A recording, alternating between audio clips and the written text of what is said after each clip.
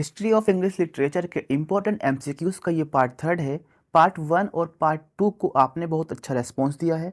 ये सभी एमसीक्यूज जैसा कि थंबनेल में लिखा गया है, बहुत सी टीचिंग वैकेंसीज और कॉम्पिटिटिव एग्जाम्स में बार बार पूछे जाते हैं।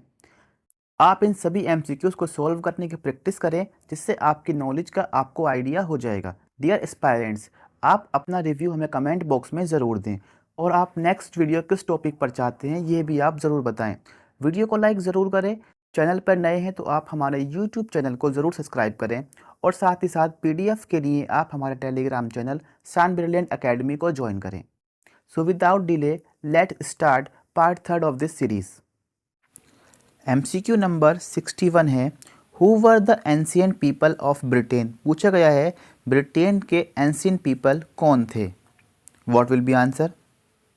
आप आंसर कमेंट बॉक्स में टाइप करते रहें और लास्ट में हमें अपना स्कोर ज़रूर बताएं। करेक्ट आंसर जो होगा वो होगा option number C, Anglo Saxons. जो एंग्लो सेक्शंस हैं उन्हें हम ब्रिटेन के एंशियंट पीपल कहते हैं। चलिए इसके बाद देखते हैं नेक्स्ट जो हमारा क्वेश्चन है वो है number 62। English poet addicted to opium was. वो कौन सा इंग्लिश पोइट है जो अफीम के एडिक्ट थे। Read the options please. What will be correct answer. Friends, correct answer जो होगा इसका वो होगा option number C, S T. Coleridge. S T. Coleridge थे एडिक्टेड टू ओपियम। आपको बता दें एस.टी. कॉलरिज की जो डेट ऑफ बर्थ है वह 1772 और डेथ है 1834। ये इनका टाइम पीरियड रहा है। चलिए इसके बाद देखते हैं नेक्स्ट जो हमारा क्वेश्चन है वो है नंबर 63 जो क्वेश्चन है, which one is the golden age in English literature.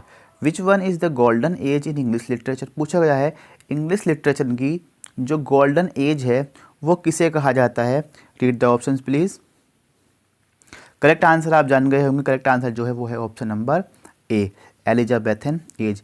Elizabethan age को ही हम इंग्लिश लिटरेचर की गोल्डन एज कहते हैं। चलिए इसके बाद देखते हैं नेक्स्ट जो हमारा क्वेश्चन है वो है number 64। The pilgrim's progress is written by. Pilgrim's progress जो है वो किसने लिखी है। What will be correct answer. Pilgrim's progress जो लिखी है फ्रेंड्स वो लिखी है जॉन बेनियन ने। ठीक है, चलिए इसके बाद देखते हैं हम नेक्स्ट जो हमारा क्वेश्चन है वो है नंबर 65 जो क्वेश्चन है वो है beauty is truth beauty this line has been taken from. पूछा गया है ये जो लाइन है ये किस पोएम से ली गई है वो आपको बताना है। ये काफ़ी इंपॉर्टेंट लाइन है और ये कई बार एग्जाम्स में पूछी जा चुकी है। What will be answer. Correct answer जो होगा इसका वो होगा option number C, ode on a Grecian urn. Ode on a Grecian urn. इसको लिखा है फ्रेंड्स जॉन कीट्स ने। इसको लिखा है जॉन कीट्स ने और इसको जो लिखा है उन्होंने वो लिखा है 1819 के अंदर। ठीक है, चलिए इसके बाद देखते हैं हम नेक्स्ट जो हमारा क्वेश्चन है नेक्स्ट नंबर है 66। The rape of the lock is A N. पूछा गया है रेप ऑफ द लॉक क्या है। एपिक है, कॉमेडी है, पोम है या फिर नॉवेल है। What will be correct answer. Correct answer आप जान गए होंगे। करेक्ट आंसर है ऑप्शन नंबर सी, पोएम। ये एक मॉक हीरोइक पोएम है फ्रेंड्स। चलिए इसके बाद देखते हैं हम नेक्स्ट जो हमारा क्वेश्चन है वो है नंबर 67 का क्वेश्चन है Karl Marx was born in. पूछा गया है कि कार्ल मार्क्स का जो जन्म हुआ था वो कहाँ हुआ था। जर्मनी में, इंडिया में, रशिया में या फिर इंग्लैंड में। What will be correct answer. Correct answer जो होगा फ्रेंड्स वो होगा ऑप्शन नंबर ए, जर्मनी में। कार्ल मार्क्स का जो जन्म हुआ था वो हुआ था जर्मनी में। चलिए इसके बाद देखते हैं नेक्स्ट जो हमारा क्वेश्चन है वो है number 68। Who introduce the art of printing into England. पूछा गया है इंग्लैंड के अंदर जो आर्ट ऑफ प्रिंटिंग है उसको किसने इंट्रोड्यूस किया था। What will be answer.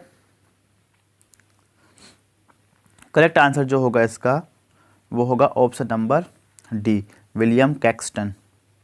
ठीक है, करेक्ट आंसर होगा विलियम कैक्सटन। इंग्लैंड में जो आर्ट ऑफ प्रिंटिंग है उसको इंट्रोड्यूस किया था विलियम कैक्सटन ने। चलिए इसके बाद देखते हैं हम नेक्स्ट जो हमारा क्वेश्चन है वो है number 69। Who succeeded Elizabeth first in 1603 establishing the Stuart dynasty.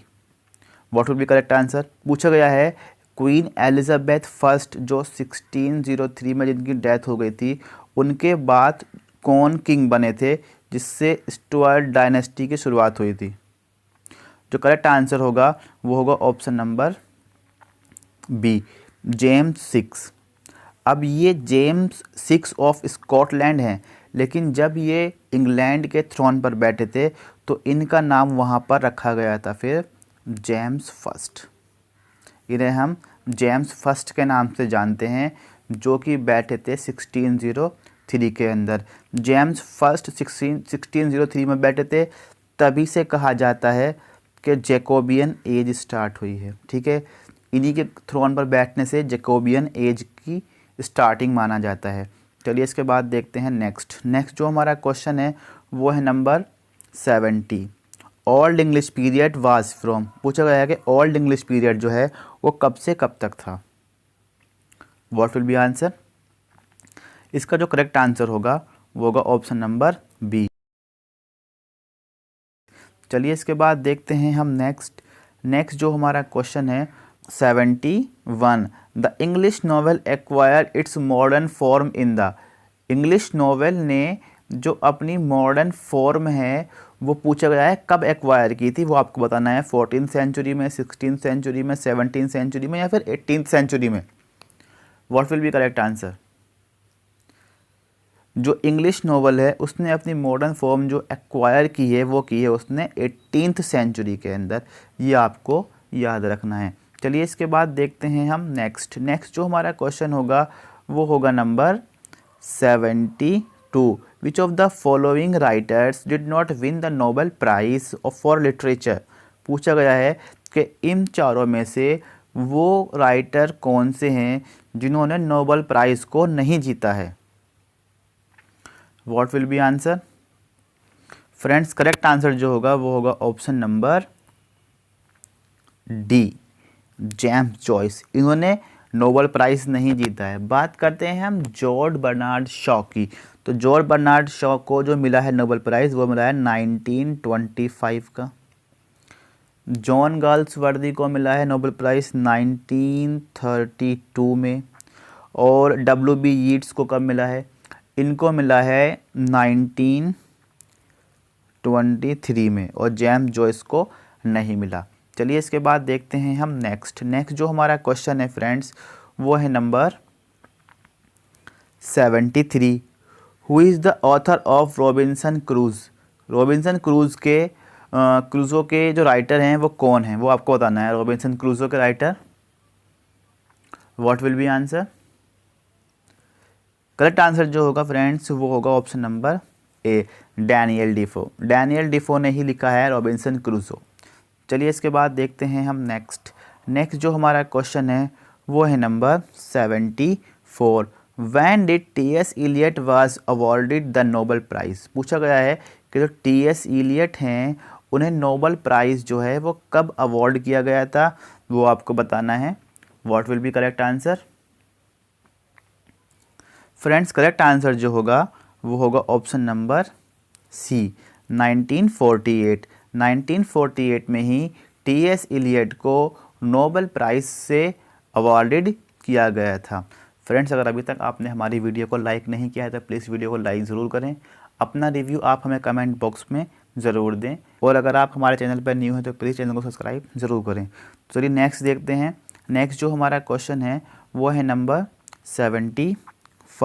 Which of the following was not a university wits. पूछा गया है कि इनमें से यूनिवर्सिटी विट्स कौन नहीं हैं। What will be correct answer.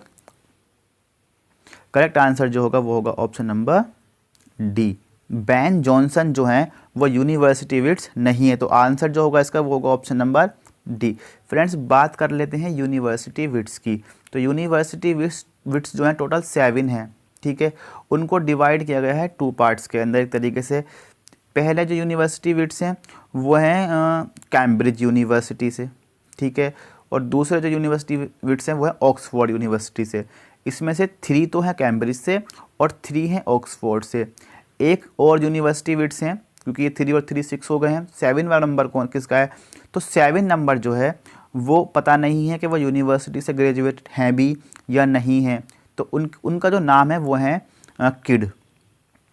Kid हैं, जिन्होंने द स्पेनिश ट्रेजेडी को लिखा है। ठीक है, तो 3 बिलोंग्स करते हैं कैम्ब्रिज यूनिवर्सिटी से, 3 बिलोंग करते हैं ऑक्सफोर्ड यूनिवर्सिटी से। ठीक, चलिए इसके बाद देखते हैं हम नेक्स्ट जो हमारा क्वेश्चन है फ्रेंड्स वो है नंबर 76। होरेस वालपुल और Ann Radcliffe are known as the authors of. वो किस तरह के नॉवेल्स के ऑथर्स हैं होरेस वालपुल और एन रेडक्लिफ, वो आपको बताना है। 76 का आंसर क्या होगा? 76 का जो आंसर होगा फ्रेंड्स वो होगा option number B, Gothic novels. ठीक, गॉथिक्स नॉवेल्स के जो ये राइटर हैं एन रेडक्लिफ और होरेस वालपोल। ठीक, इसके बाद नेक्स्ट नंबर है 77। Who quoted these lines about tragedy. पूछा गया है कि जो लाइन्स है ये ट्रेजेडी के बारे में किसने कही है? The plot then is the principal and soul of tragedy. Plot को जो कहा गया है principal and soul of tragedy कहा गया है, ये कहा गया है पहले प्लेस पर। And the characters hold the second place. Characters को कहा गया है, करेक्टर सेकंड प्लेस पर आता है, लेकिन जो प्लॉट है वो फर्स्ट प्लेस पर आता है। उसी को उन्होंने सोल कहा है और प्रिंसिपल कहा है। किसका? ट्रेजेडी का। प्लॉट को इंपॉर्टेंस दी है, प्लॉट को पहले स्थान पर कहा गया है। तो वो किसने कहा है? चौसर ने, अरिस्टोटल ने, या ड्राइडन ने, या फिर शेक्सपियर ने? किसने कही ये बात? ये कहा है friends option number B, Aristotle ने प्लॉट को सोल ऑफ ट्रेजेडी कहा गया है, फर्स्ट प्लेस पर रखा है। ये इसके बाद देखते हैं नेक्स्ट जो हमारा क्वेश्चन होगा वो होगा number 78। Iliad was first translated into English by. पूछा गया है कि इलियड को सबसे पहले ट्रांसलेट जो किया था इंग्लिश के अंदर वो किसने किया था? What will be correct answer? Friend, correct answer जो होगा इसका वो होगा option number D, none of them. इनमें से तो किसी ने नहीं किया था, तो फिर किसने की थी वो आपको पता होना चाहिए। वो है चैपमैन। आई थिंक ये हमने क्वेश्चन फर्स्ट पार्ट में कवर कराया था, लेकिन वहाँ पर नेम गिवन था। तो ये चैपमैन जो हैं, जॉर्ज चैपमैन, इन्होंने की थी 1611 के अंदर। फर्स्ट ट्रांसलेटेड की थी इलियड को इन्होंने इंग्लिश में 1611 के अंदर। ठीक, उसके बाद सेकंड प्लेस जो मिलता है वो मिलता है ड्राइडन को। सेकंड प्लेस किसको मिलता है? ड्राइडन को। ड्राइडन ने की थी 1700 के अंदर। ठीक, ये बात आप समझ गए। ड्राइडन ने 1700 में की थी।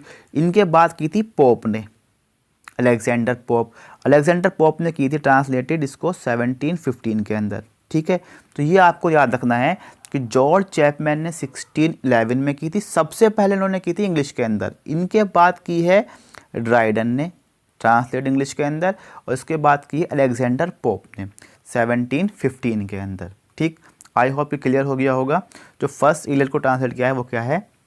जॉर्ज चैपमैन ने। चलिए इसके बाद देखते हैं हम नेक्स्ट जो हमारा क्वेश्चन है वो है नंबर 79।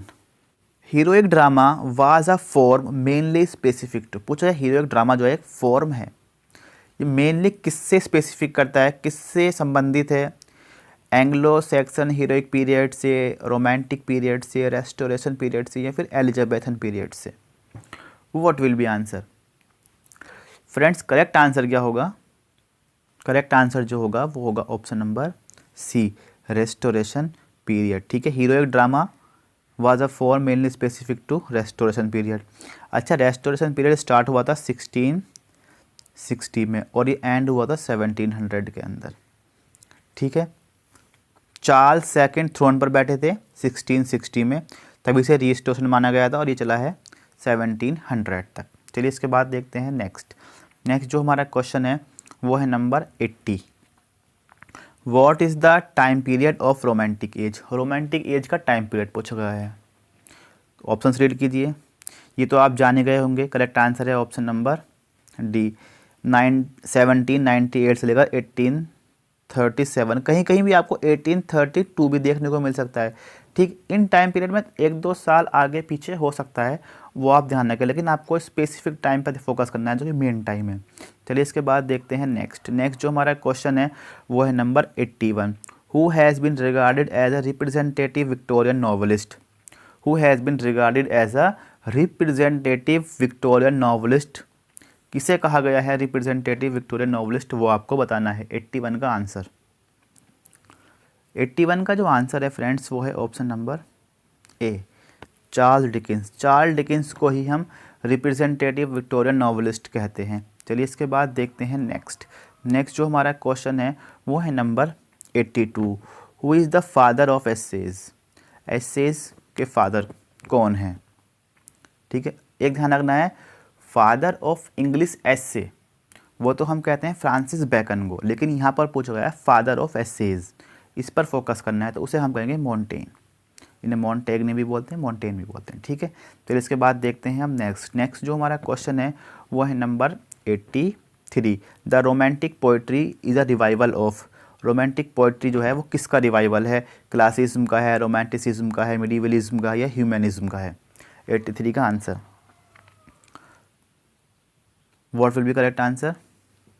करेक्ट आंसर जो होगा वो होगा ऑप्शन नंबर बी, रोमांटिसिज्म। ठीक है, चलिए इसके बाद देखते हैं हम नेक्स्ट जो हमारा क्वेश्चन होगा वो होगा number 84। Chronicle plays were very popular in, वो पूछा गया है किस सेंचुरी के अंदर क्रॉनिकल प्लेज जो थे वो वेरी पॉपुलर थे, वो आपको बताना है। What will be answer? Correct answer जो होगा फ्रेंड्स वो होगा option number B, 16th century के अंदर क्रॉनिकल्स प्लेस जो थे वो वेरी पॉपुलर थे। इसके बाद देखते हैं हम नेक्स्ट क्वेश्चन है number 85। Who is called the father of English novel, पूछा गया है फादर ऑफ इंग्लिश नॉवेल को हम किसे कहते हैं? What will be answer? Read the options please. आप भी फ्रेंड्स इसके आंसर कमेंट बॉक्स में टाइप करते रहें। अगर अभी तक आपने अपना रिव्यू हमें नहीं दिया है तो प्लीज़ रिव्यू आप हमें ज़रूर दें। वीडियो लाइक नहीं किए तो वीडियो को भी लाइक ज़रूर कर दें। करेक्ट आंसर जो होगा इसका वो होगा option number A, father of English novel जो कहे जाते हैं वो कहे जाते हैं हेनरी फील्डिंग। ठीक है, चलिए इसके बाद देखते हैं नेक्स्ट जो हमारा क्वेश्चन है वो है नंबर 86। नंबर 86 है राल्फ रॉयस्टर डॉयस्टर जो लिखी है निकोलस उदाल ने, इज़ द फर्स्ट इंग्लिश, पूछा गया है वो क्या है? ये तो आप जान गए होंगे, करेक्ट आंसर है ऑप्शन नंबर ए, कॉमेडी। ये काफ़ी इंपॉर्टेंट है, इसको याद रखें आप। ये राल्फ रॉयस्टर डॉयस्टर जो निकोलस उडाल ने लिखी है ये आप याद रखें, कॉमेडी है। इसके बाद देखते हैं नेक्स्ट जो हमारा क्वेश्चन है वो है नंबर 87। थॉमस किड, इनकी डेट ऑफ बर्थ और डेट ऑफ डेथ है 1558 से 1595। Achieved great popularity with which of his first work, पूछा गया है कि इनके सबसे पहले वर्क में से वो पहला वर्क कौन सा है जिसके थ्रू इन्होंने ग्रेट पॉपुलैरिटी जो है वो अचीव की है, वो आपको बताना है। जो इनका सबसे ज़्यादा फेमस जो वर्क है फ्रेंड्स वो है option number B, the Spanish tragedy, इसी के नाम से ये फेमस है। चलिए इसके बाद देखते हैं नेक्स्ट, और ये एक यूनिवर्सिटी विट्स भी हैं, आप इसको याद रखें। ठीक, इसके बाद देखते हैं हम नेक्स्ट नंबर है 88। In whose reign morality plays began, किनके राज्य में मोरालिटी प्लेज जो थे वो शुरू हुए थे, वो आपको बताना है। हेनरी 5, एलिजाबेथ फर्स्ट, हेनरी 6 या फिर Henry 8? What will be correct answer? 88 का आंसर जो होगा वो होगा option number C, Henry 6। Henry 6 के टाइम के अंदर मोरालिटी प्लेस जो थे वो शुरू हुए थे। चलिए इसके बाद देखते हैं हम नेक्स्ट जो हमारा क्वेश्चन है वो है number 89। Who was the first English Christian king, पूछा गया है कि पहले इंग्लिश क्रिश्चियन किंग कौन थे, बताना है। एल्फ्रेड हैं, रिचर्ड थर्ड हैं, रिचर्ड सेकंड है या एथेलबर्ट हैं? फर्स्ट इंग्लिश क्रिश्चियन किंग जो हैं फ्रेंड्स वो हैं ऑप्शन नंबर डी, एथेलबर्ट। ठीक है, इसके बाद देखते हैं नेक्स्ट जो हमारा क्वेश्चन है वो है number 90। Which of the following languages did not coexist in Anglo Norman England, पूछा गया है कि इन लैंग्वेज में से कौन सी लैंग्वेज जो है एंग्लो नॉर्मन इंग्लैंड में कोएग्जिस्ट नहीं करती थी, लैटिन, डच, फ्रेंच या कैल्टिक? तो जो करेक्ट आंसर होगा जो कि कोएग्जिस्ट नहीं करती थी एंग्लो नॉर्मन इंग्लैंड के अंदर फ्रेंड वो थी option number B, that is Dutch. तो ये लैंग्वेज जो है कोएग्जिस्ट नहीं करती थी। सो फ्रेंड्स, आज के लेक्चर में हम सिर्फ 30 MCQs ही कवर करने वाले हैं। इस तरह ये हमारा पार्ट थर्ड जो है फिनिश हो गया है। टोटल हमने 90 MCQs कर लिए हैं। फ्रेंड्स, वीडियो अगर आपने अभी तक लाइक नहीं किए तो प्लीज़ वीडियो को लाइक ज़रूर करें। अपना रिव्यू आप हमें कमेंट बॉक्स में ज़रूर दें कि वीडियो आपको कैसी लगी है और नेक्स्ट वीडियो आप किस टॉपिक पर चाहते हैं। चैनल को अभी तक सब्सक्राइब नहीं किया तो प्लीज़ चैनल को सब्सक्राइब ज़रूर करें। Thank you.